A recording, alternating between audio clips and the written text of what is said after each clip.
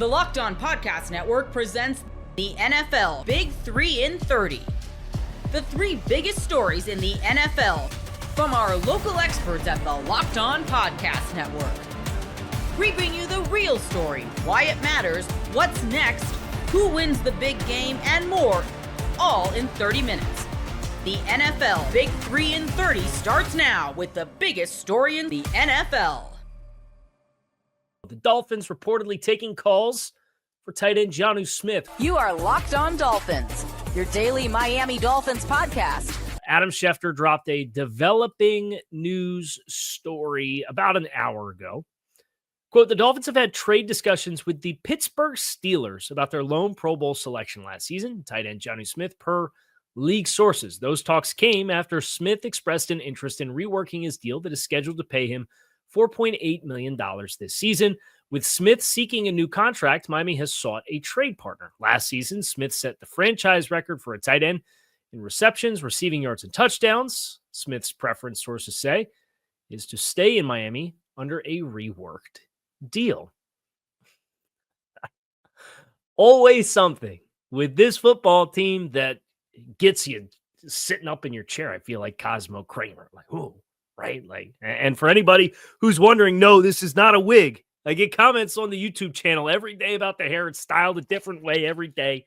And this is your thought I was done in front of the camera for the day hairstyle that we're rocking here and now.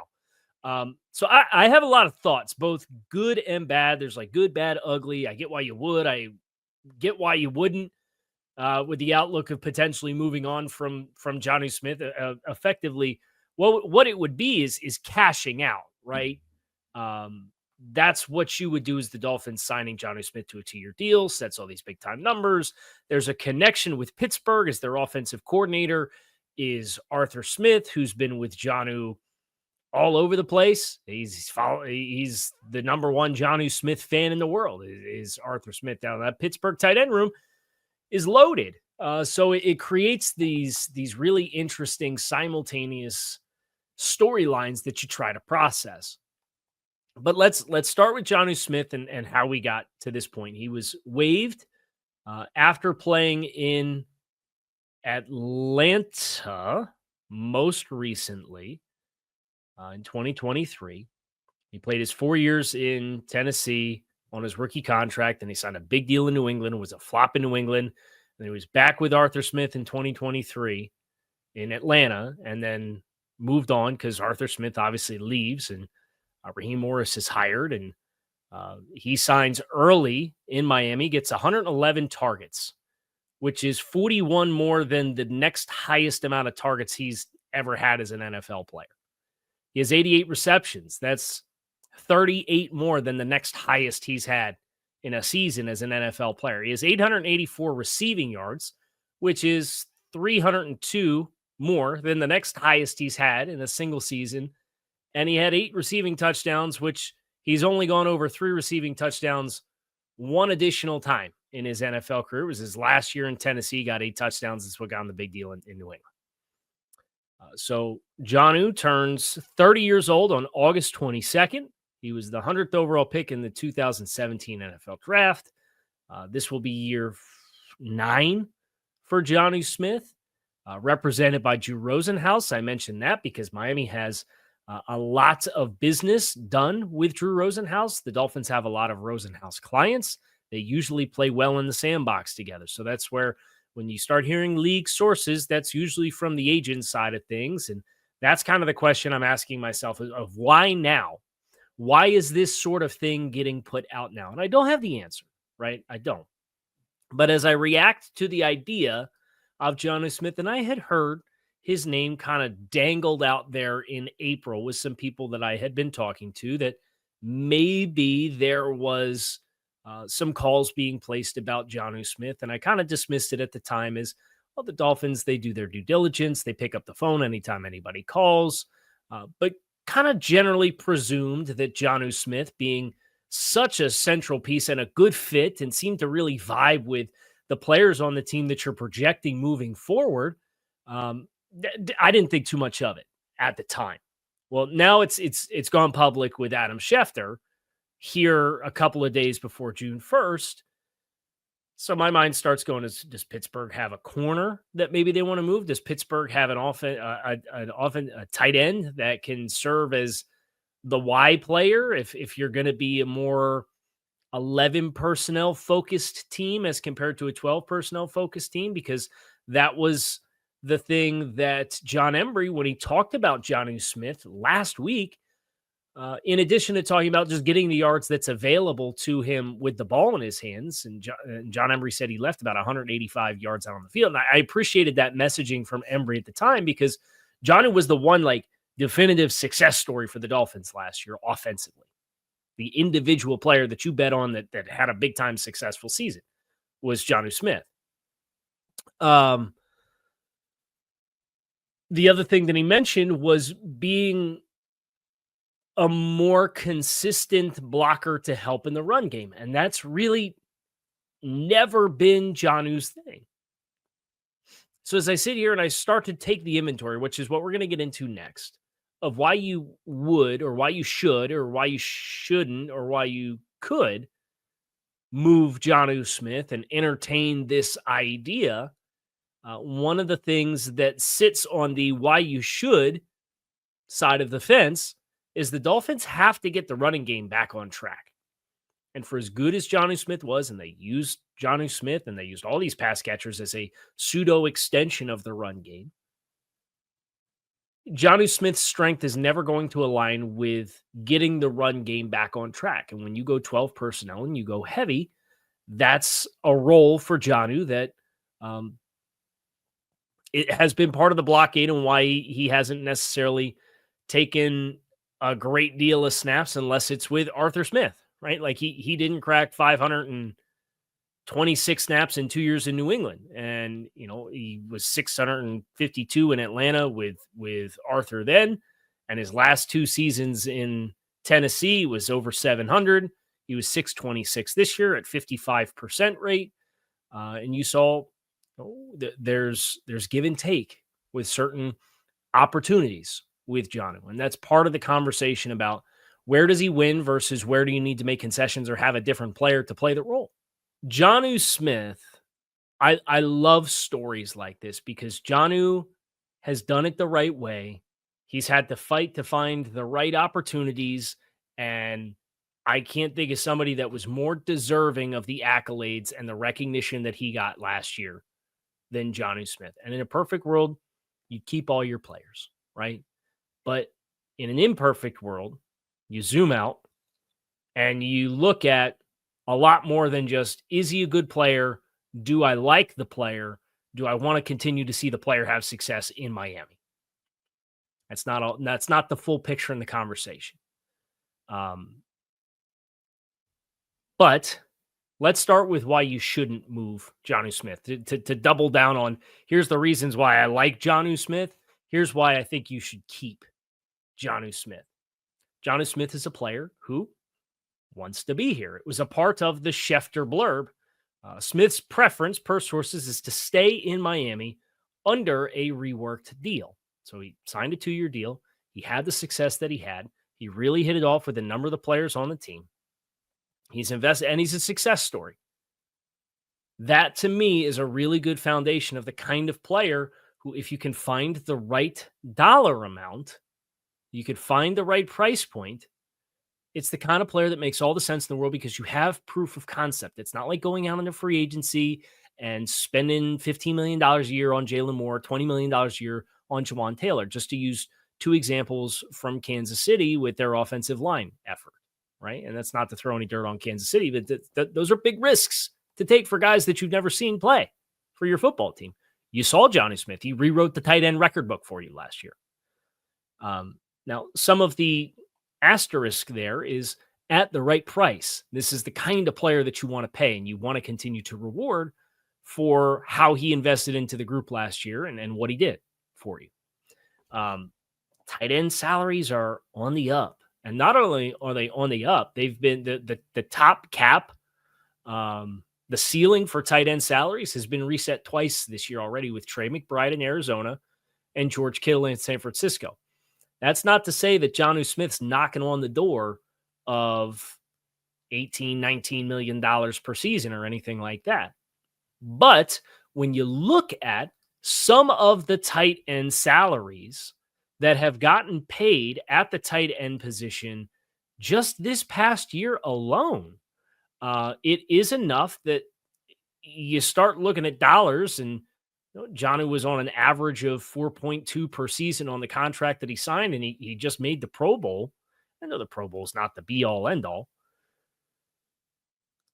But when, let's see, who do we want to invoke here? Evan Ingram signs for $11.5 million per season in age 30 season this year in Denver.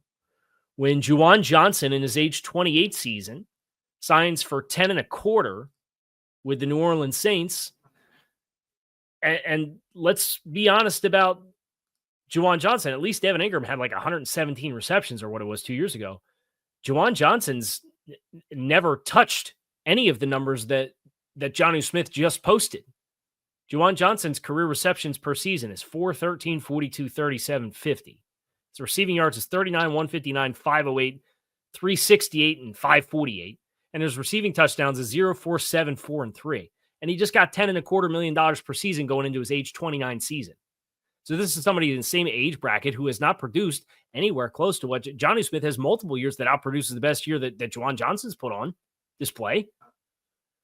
So if I'm Jonnu Smith and I'm sitting here and I'm looking at Juwan Johnson getting 10.25, if I'm looking at Evan Ingram getting 11.5, if I'm looking at Noah Fant last year getting 10.5 per on a 2-year deal, if I'm looking at Mike Gesicki got 8.5, if I'm looking at Dalton Schultz with the Texans got 12 per, and Dalton Schultz, I mean, a little bit of a different stylistic player. At least Juwan Johnson's a flex type player, but I mean, Dalton Schultz never had 80-something catches in a season.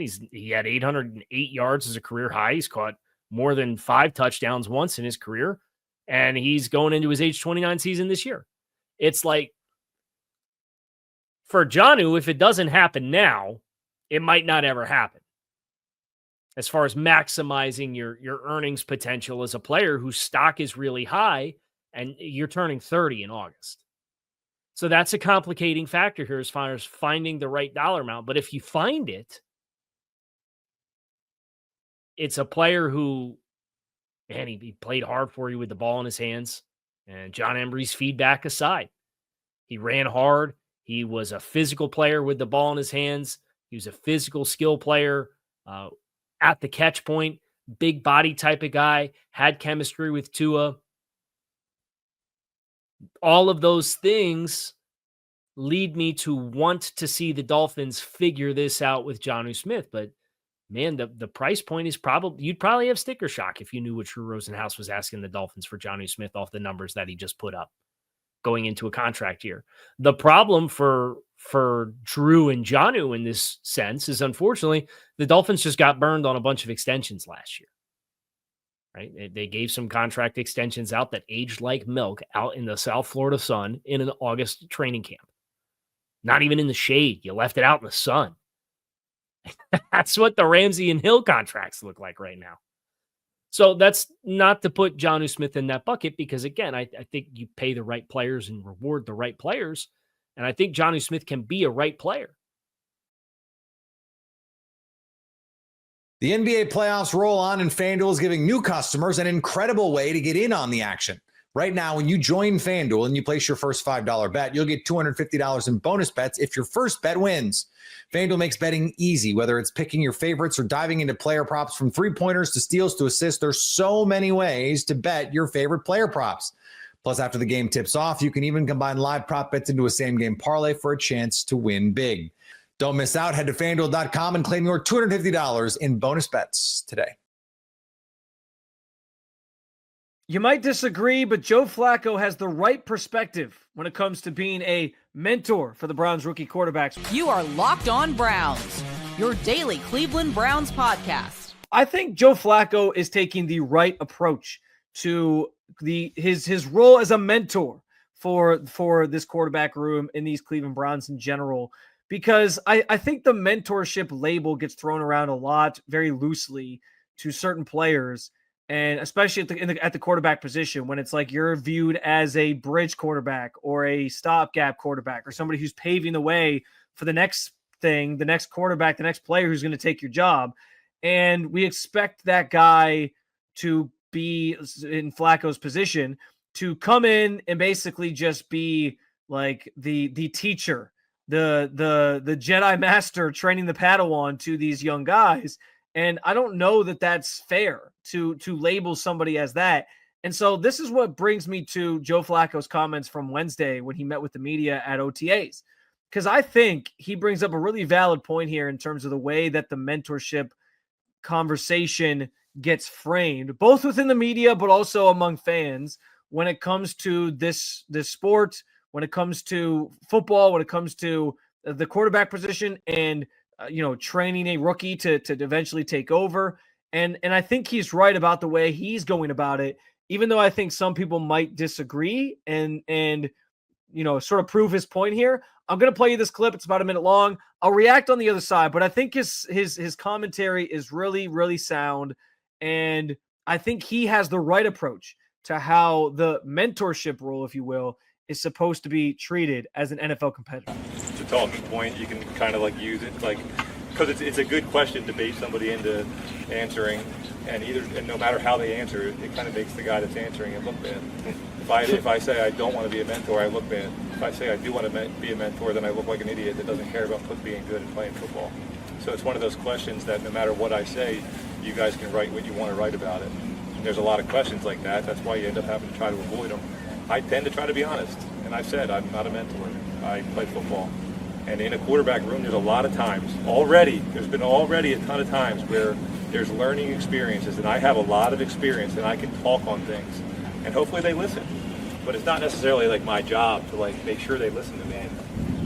Hey, like hopefully you have a really good relationship with the guys that are in the room, and you naturally want to do that, But that was a long-winded answer, but that's ultimately why I think you guys ask it. I think that's really, really well said. Really, really poignant point from Joe Flacco. Just this idea that if you say as a player, you're not here to be a mentor, you get labeled a certain way as being selfish or, not being a good teammate. And if you say you are going to be a mentor, then everyone just, downplays your value to the team, and they just assume, well, he's not committed. He's not here to help the team win right now. He's just here to get this next guy ready and be that trainer to a young quarterback. And I think that that's probably fair in terms of the perception that either of those answers comes with. And it's media related. It's also, I think, fan related. I think fans sometimes take those narratives and run with them as well and frame a guy a certain way based on how he answers it.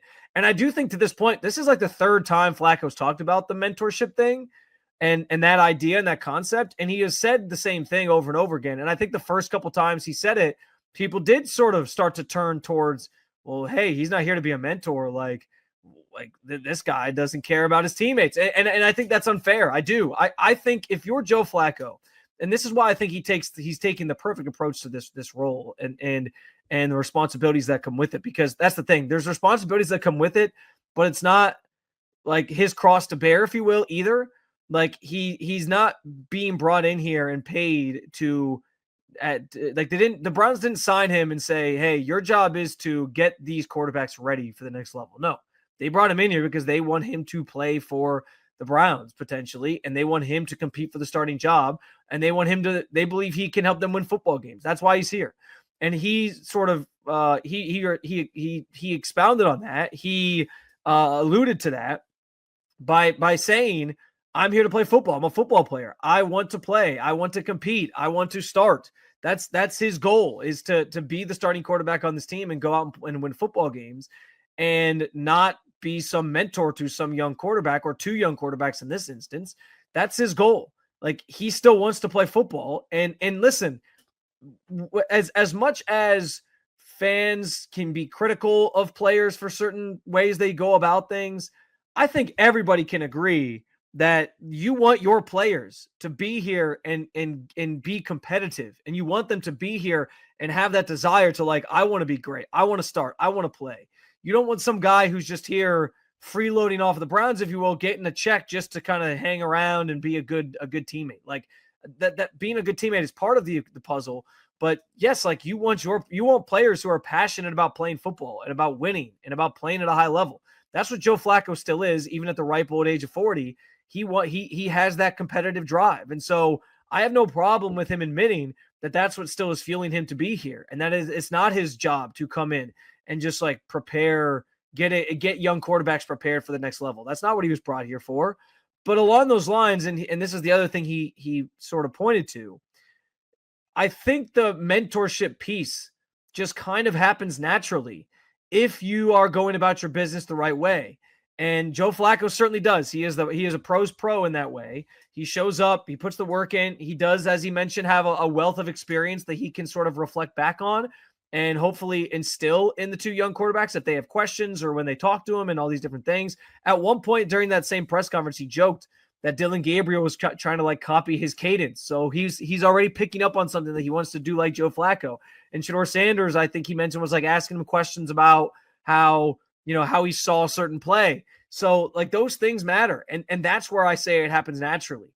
If he's going about his business the right way, if he's showing up to work, the mentorship piece will just kind of take hold without him having to put in any extra effort to teach these guys. They will come to him. They will see leading by example is a thing too.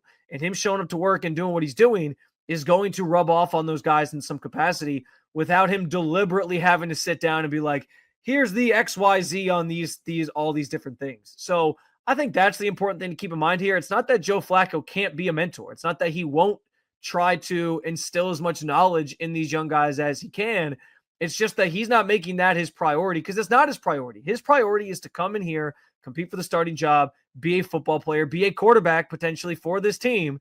And that's what he's focused on. So I appreciated the candidness from Flacco. I think he's on the right track here. I think he's taken the total right approach to this quote unquote mentorship role that people are expecting him to have.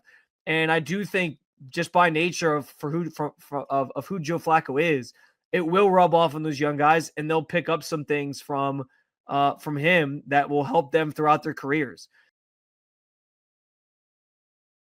Ever check your bank account and wonder, where did all my money go? Between dining out, online shopping, and entertainment, it's easy to lose track. That's where Monarch Money comes in, your personal CFO, giving you full visibility and control over your finances. Monarch Money isn't just a budgeting app, it's a complete financial command center. You can track all your accounts, investments, and spending in one place, so stop just managing your money and start building wealth. Instead of juggling multiple apps, you can use Monarch to check your finances, track spending, and even plan long-term goals. Monarch Money makes managing with your partner smoother than ever. You can track shared and personal accounts, set goals, and stay on the same page without the stress. Take control of your finances with Monarch Money. Use code LOCKEDONNFL at monarchmoney.com for 50% off your first year. That's monarchmoney.com. Code LOCKEDONNFL for half off your first year. You are Locked On Patriots, your daily New England Patriots podcast. Expectations for this team are growing, and we've been talking about that the last couple of weeks, but there have been two superpower media outlets releasing their projections over the last several days to a week or so. And we have two different results, a different result from each superpower projection. Let's take a look. Jacob Robinson from The Athletic wrote this about the Patriots' playoff chances. The Athletic's Jeff Howe and Austin Mock ran 100,000 simulations to project 2025. Of the 8 teams with the worst records in 2024, Mike Vrabel's Patriots are projected to have the biggest turnaround. Their 8.9 wins have them a hair behind the Chargers for the AFC's final playoff spot. So The Athletic ran 100,000 simulations, and they had the Patriots sitting right there at the number 8 spot. 7 teams make the playoffs for each conference. If the Patriots are, quote unquote, a hair behind the Chargers for the AFC's final playoff spot, that means the Patriots are sitting 8th in the AFC. Meanwhile, ESPN recently released their FPI, their Football Power Index projections, best playoff odds in each conference, and ESPN lists the top 10 teams in the AFC, and the Patriots are not on that list. Bills, Ravens, Chiefs, Bengals, Chargers, Texans, Broncos, Steelers, Dolphins, Colts. Patriots not in the top 10. As a matter of fact, ESPN's Football Power Index ranks the Patriots as the 10th worst team in the league and says that their chance at the number one pick is 3%. Their chance at a top 5 pick is 18%. Now, I'm not going to sit here and tell you which projection I think is the best projection because they're simulations. They're trying to predict and project the future, which is incredibly difficult to do. You can try to do it on paper, but it's really difficult. So I'm not here to tell you that ESPN is wrong, The Athletic is right, or vice versa. What I want to underscore here is the fact that these two projections show us how big of a difference 1 or 2 wins could mean for this program. Because when you think about it, the small things matter. The difference between being team 11, team 12 in the AFC and being team 7 and getting into the playoffs, the gap between those two teams, it's pretty small. And so ESPN's Football Power Index doesn't have the Patriots in the top 10, but would they have a shot to get into the playoffs? Of course. It's just their percentage to get into the playoffs is lower than those other 10 teams. 1 or 2 wins would swing that dramatically. 1 or 2 more wins puts the Patriots in the playoff conversation. And if not at number 7, 1 or 2 more wins puts the Patriots right where The Athletic has them, sitting right behind the Chargers. The small things matter. When we talk about this team and the difference between being just another bad season, being behind 10, 11 AFC teams, 12 AFC teams, and being in the mix in December, the difference is 1 or 2 games. When you look at it big picture, that's what you're talking about. So the small things matter. What will make the Patriots better? What will make the Patriots inch closer to the playoff conversation, then further away from it? Turnover differential is one of those things. The Patriots were 28th in the NFL last year in turnover differential. Bottom 5, baby. Brutal. Special teams, 2023. Some would argue that the Patriots, yes, they finished with 4 wins, but Chad Ryland cost them at least 2 or 3 games that year. Special teams could swing you from the 11th or 12th best team in the AFC to the 7th or 8th best team in the AFC. The margin for error in the NFL is so slim. Red zone offense. Patriots last year. Do you remember where they finished? Brutal. The Patriots were 30th in the NFL. Last time I checked, there are 32 teams in the NFL. The Patriots were 30th in red zone offense, red zone efficiency last season. These are the small things. If you improve in those 3 categories, given the year we're talking about, if your special teams is better in 2023, you don't end up doing what you did in drafting Drake May. If you have a better turnover differential or your red zone efficiency is a little bit better, you win 2 or 3 more games last year, even with Gerard Mayo and that staff. And you're not sitting at number 4. So we can look at these small things and sometimes take them for granted. But when you're trying to build yourself back, when you're trying to get to that conversation of being worthwhile in December, this is how you do it.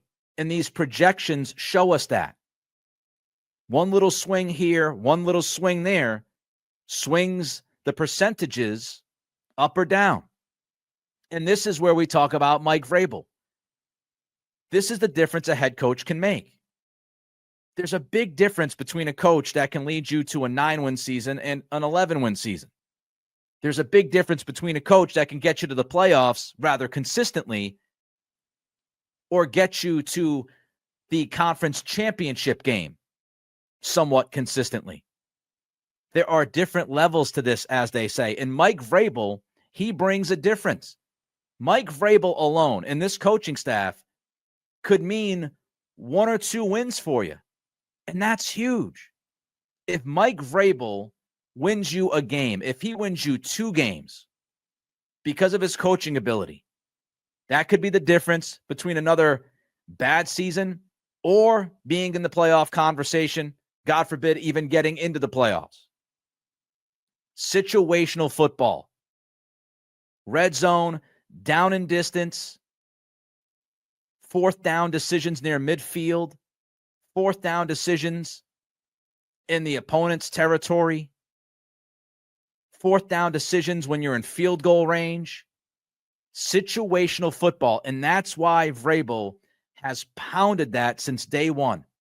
Introductory press conference, taking advantage of bad football. He's talking about we've got to be buttoned up when it comes to situationally understanding what we've got to do. This is why Vrabel pushes finish and effort. Having better finish and better effort than your opposition could single-handedly win you a game. Think about all the one-score games that happen in the NFL. If you just made this tackle, if you just finished this run, if you were able to just finish this drive. All of those little details add up to something that makes a big difference. And it's not just Vrabel. You can look at Josh McDaniels. Josh McDaniels, if he schemes up this offense and they have better early down success. If you have early down success, now you're extending drives. You extend drives, you usually get into the red zone. More bites of the apple when you get into the red zone. If you bump up your red zone efficiency, you're scoring more touchdowns. You're making it more difficult on the opposition to beat you, to outslug you. Josh McDaniels, I think, is going to utilize Drake May more in the run game. I think he's going to run on 3rd down and short at times, 4th down and short. He's going to run in the red zone, having a 3rd down running back like Travion Henderson and his ability to pass, protect, and catch the football, create explosive plays.